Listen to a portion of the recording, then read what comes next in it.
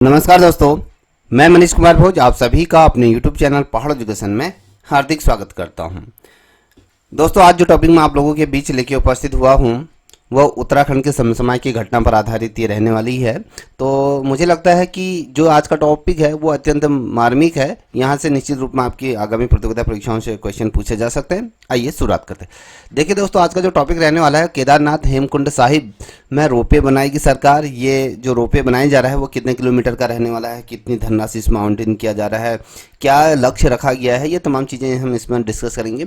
देखिए, अगर हम बात करें भारत की, अगर बात करें तो भारत का उत्तराखंड राज्य की अगर हम बात करें तो कहीं ना कहीं उत्तराखंड जो राज्य है अपनी संस्कृति, अपनी भौगोलिक परिस्थितियों के लिए दुनिया भर में जाना जाता है। और कहीं ना कहीं देवों के वास के रूप में जिस तरीके से हम जानते हैं, उत्तराखंड आस्था का बड़ा प्रतीक ये रहा है। तो केदारनाथ धाम और हेमकुंड साहिब उन दुर्गम स्थानों में शामिल है जहां तक पहुंचने के लिए यात्रियों को एक लंबा और कठिन या कहें पैदल मार्ग का सफ़र तय करना होता है। आप लोगों को पता है कि भैया आप अगर केदारनाथ जाते हैं तो आपको 9-10 किलोमीटर या 17-18 किलोमीटर की यहाँ पर क्या करना पड़ता है, दूरी पैदल यात्रा तय करनी पड़ती है। और लंबा है और पर्वतीय क्षेत्र होने के कारण ऊंचाई की तरफ आपको बढ़ना पड़ता है।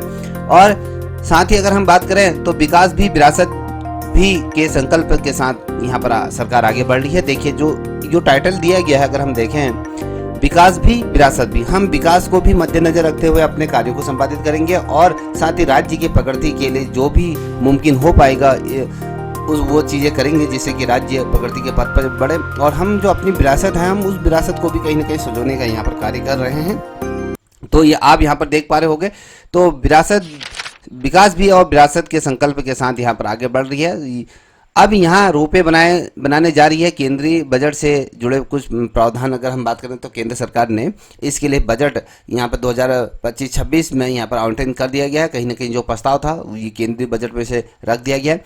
अब देखिए, यहाँ पर निर्णय लिया गया है। देखिए, गोविंद घाट से हेमकुंड साहिब तक जाने तक का ये रोपवे यहाँ पर सरकार बनाई जा रही है। आप यहाँ पर देख पा रहे होंगे, ये सोनप्रयाग है। सोनप्रयाग से आप ये जो रोपवे देख पा रहे होंगे, लिफ्ट, तो ये सोनप्रयाग से गौरीकुंड से होते हुए ये आपके केदारनाथ धाम तक ये पहुँचेगा। अब यहाँ पर आप देख पा रहे होंगे, सोनप्रयाग से केदारनाथ धाम तक ये रोपवे परियोजना को यहाँ पर सरकार द्वारा मंजूरी दे दी गई है। अगर यहाँ पर आप देखोगे 4081.28 करोड़ रुपए की यहाँ पर ये लागत इस पे आएगी। अगर हम देखें 4000 करोड़ रुपए से भी ऊपर की धनराशि यहाँ पर आवंटित की गई। और ये जो आप यहाँ पर देख पा रहे होंगे, सोनप्रयाग से लेकर आप केदारनाथ धाम तक की अगर बात करें तो कुल लंबाई है इसकी 12 किलोमीटर का ये रोपवे ये रहेगा।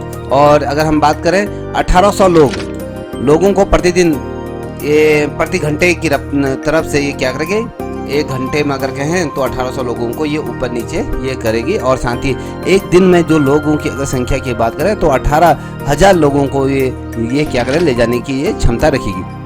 याद रखिए, प्रति घंटे की अगर हम बात करें 1 घंटे में ये 1800 के आसपास लोगों को एक स्थान तक पहुंचाएगी, एक फिर दूसरे स्थान तक। इस तरीके से अगर हम बात करें तो एक दिन में टोटल जो यात्रियों की संख्या को ये ले जाएगी, ये आप यहाँ पर देख पा रहे होंगे, तो कम से कम ये 18,000 यात्रियों को ले जाने की क्षमता है। और यहाँ पर देखिए, किलोमीटर की बात करें तो 16 किलोमीटर की कठिन चढ़ाई लोगों को उस समय करनी पड़ती थी केदारनाथ धाम मंदिर तक जाने के लिए। अब यही अगर मान लीजिए आपको तो 16 किलोमीटर प्रति घंटे के हिसाब से अगर कहें 16 किलोमीटर की चढ़ाई आपको चढ़नी पड़ती थी केदारनाथ धाम तक जाने के लिए। अब यहाँ पर आप देख पा रहे यहाँ पर 36 घंटे का ये जो 36 मिनट में ये सफ़र आपका क्या हो जाएगा, पूरा हो जाएगा।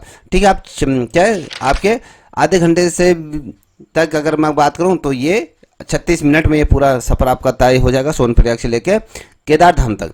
अब अगर हम बात करें, पहले क्या होता था, 9 घंटे या 10 घंटे, अनुमान किसी को 12 घंटे भी लग जाते थे। तो 6 साल में पूरा होगा काम। इसे सार्वजनिक निजी भागीदारी के तहत बनाया जाएगा। देखिए, सार्वजनिक और साथ ही निजी भागीदारी के माध्यम से इसे बनाया जाएगा। अब यहाँ पर थोड़ा सा देख लेते हैं प्रभाव क्या है। गोविंद घाट से हेमकुंड साहिब तक, देखिए गोविंद घाट से हेमकुंड साहिब तक अगर हम बात करें 2730 क्या है 13 करोड़ रुपए की लागत यहाँ पर लगेगी। ये रोपवे बनाया जाएगा और रोपवे को हर घंटे अगर कहें 1100 और हर दिन अगर कहें 11,000 यहाँ पर यात्रियों को ऊपर नीचे ले जाएगा। और हेमकुंड साहिब उत्तराखंड के चमोली जिले में स्थित है, आप सभी को पता है। और अगर हम समुद्र से इसकी ऊंचाई की बात करें तो कम से कम 15,000 फीट की ऊंचाई पर यह स्थित है।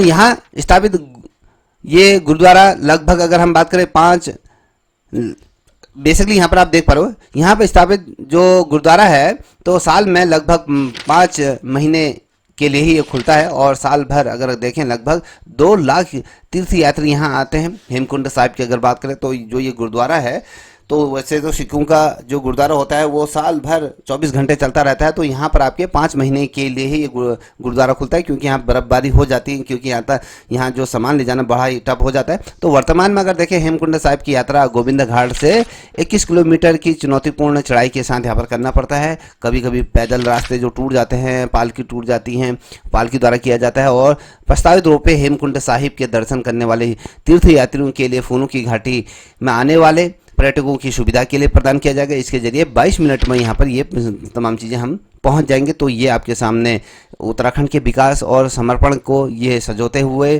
केदारनाथ और हेमकुंड साहिब में रोपे बनाएगी सरकार, तो इसके लिए धनराशि का भी यहाँ पर आवंटन कर दिया गया है। तो दोस्तों ये जो वीडियो है आपकी परीक्षा के दृष्टिकोण से अत्यंत महत्वपूर्ण है।